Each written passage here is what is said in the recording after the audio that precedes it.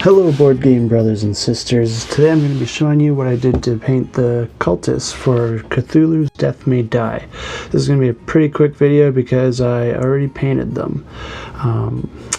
So next time I'll actually record the painting, but for this one I'll just have a little quick one for you, show you what I did, and I'll explain the approach I took.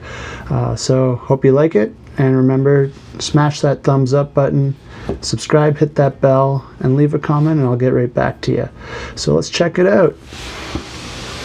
First thing I did was prime them, of course. So what I do is I just put them on a wooden plank and I just spray paint them with the base coat of the matte black from Army Painter, and then I just come from above with the uniform gray just to lighten up some of the areas so that you have the black in the crevices and on the bottoms, and you have your grays on top, so when you paint over it you get a slight shadow that shows through your paint. So the first area I started to paint was the skin. So I used a elven flesh and I mixed it with a bit of the matte white just to give it a bit of a lighter shade. These guys are covered in a lot of clothes and I don't imagine they go out in the day too often, so I wanted them to be a little pale. And then I went to the ash gray to do things like the sleeves and this ribbon here, but I actually did the ribbon later. So I did the hands and then I did the inner sleeves there quick, and then I moved on to the cloak and hood. So for the cloak and hood I used the Army Painter's dragon red. I just painted the entire body with the dragon red.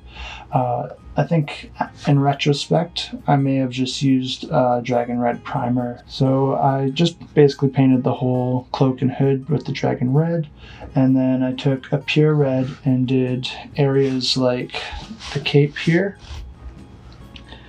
and draping over his front, which is also part of the cape.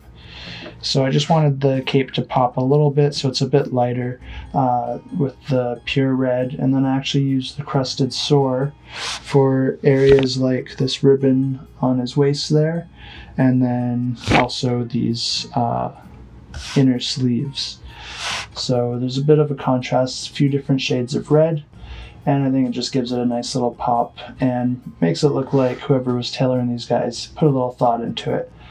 One thing I wanted to work on was the Necronomicon. So I wanted it to look quite old, and this is a book from beyond what mortals can comprehend. So I wanted it to look a little alien as well. So what better way to do that than to go with the alien purple. Let's see if I can get a little closer in there. I went with the alien purple for the face of the book, and then I went with mummy robes for just to make the pages look a little more aged and weathered, since this book I'm sure is very old. And then for the shoes I just went with the oaken brown, I believe it's called. It's a darker brown. I didn't want them to be black, I wanted them to be a brown, but I wanted it to be dark, so I went with the darkest brown there was, or the one that I had. And I think they all turned out pretty good. Then all you gotta do is paint the base, and once you're done all that, you get into some of the fun stuff with the jewelry and little details. So after I painted everything, I guess I'll mention I came back and did this ribbon around his neck last, and then I went into the metallic bits. So there's the area on his waist. I went with the shining silver pretty much everywhere, except for I used the greedy gold just for the little carabiners that hold that strange jewelry to his ribbon there. And then there's also a bit on the back here on that hood. I just did the shining silver as well, so it's sort of a nice slight contrast with the gray. I could have done, you'd be just as good to do the gold here, but I thought I'd go a little more subtle. I don't need everything to be, out in front of you. I like when players need to take a bit of a deeper look and they can find finer details. So I went with the silver, so it sort of blends in with the gray, but it's there if you're keen enough to take a look. and actually did most of this. Actually, I painted all these small details just with a toothpick. So I just put a bit of the metallic and I just lightly touched. The detail wasn't that pronounced in these minis, so I didn't want to touch more areas than I needed to, so I just used a toothpick. The nice rigid edge works nice for just dragging it across the edge, and it worked really well for getting the top here. I just dragged it across the edge so that there's a little design there. I'll see if I can. You can sort of see there's a little design there where there's a bit of red actually inside. In this little crest on his head, there's a little bit of red inside in the four corners, and I just found using a toothpick was just much easier to get that detail on there. And then you can use a brush on the back. That one's pretty pronounced, so it's not too difficult. And then with the other one, same thing. I just used the toothpick. You can use a fine brush. And actually the one on his forehead is practically no detail on the mini at all. So I sort of just drew it on there. I just sort of did a little X. And then, yeah, I was happy with how that looked. If I didn't like it, I would just paint it over it, but I was happy with it. And actually, I really like my minis to match any references on cards and things like that. So if you get a card that shows a cultist, it's going to match the mini when you pick it up. So what I did is I just went on the Kickstarter page where they have all the, I think they're renders, but they look painted. And I used that as a reference. I only made a few slight tweaks.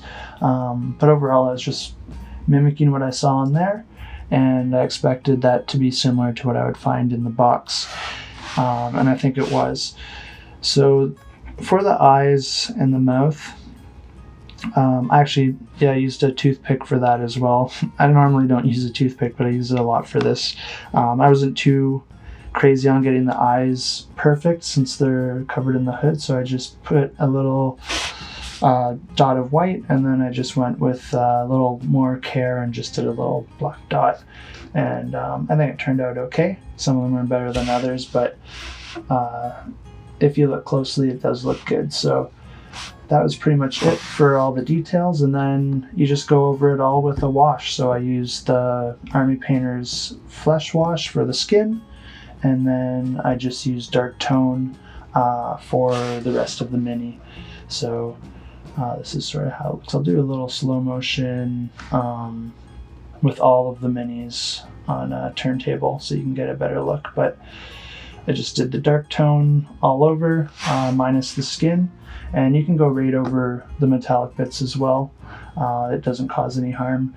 And then I use the dark tone just because I like how it's more black rather than the sepia brownish, but I think the strong tone could work as well. It might give it a bit more of a sepia. I might do that on the monsters just to make them look a little different than the humans, but I just went with the dark tone on the cultists here.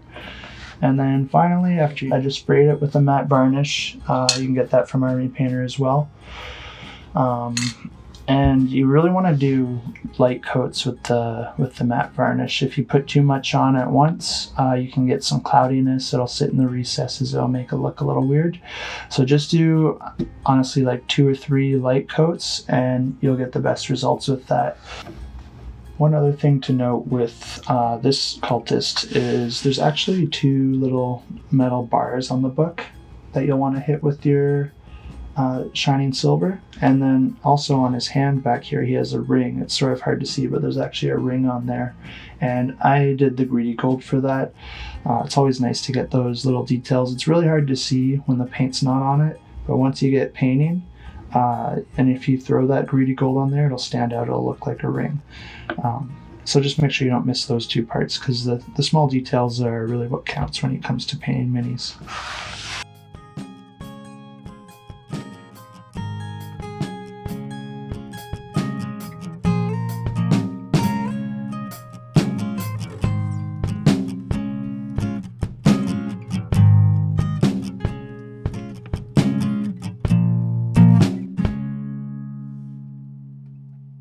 I'll be painting the rest of Cthulhu Death May Die very soon, so make sure to subscribe so you don't miss those videos. Also, make sure to like this video because it really helps out a lot and I appreciate it a lot. So, I hope you found this useful. Until next time, make sure to keep those shelves cluttered and the table full.